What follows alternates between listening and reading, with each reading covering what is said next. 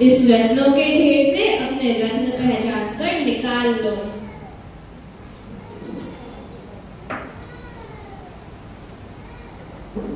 महाराज, ये रत्न मेरे हैं।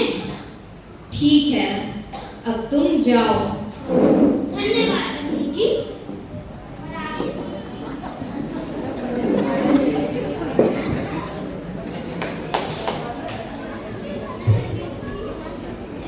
सत्यघोष को बुलवाया जाए।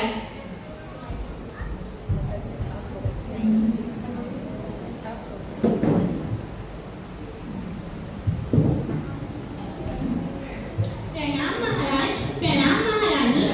सत्यघोष, हमने तुम पर कितना विश्वास किया, फिर तुमने यह नीच कर क्यों किया? क्षमा कीजिए महाराज, कैसा नीच कर? मैं तो कुछ नहीं किया। बस करो, हमें सब पता चल चुका है कि समुद्रगुप्त के रत्न तुमने ही चुराए हैं। यही नहीं, तुमने बहुत से लोगों को धोखा देकर उनका धन ठगा है। महाराज, मैं ये कैसे कर सकता हूँ? मैं तो कभी झूठ।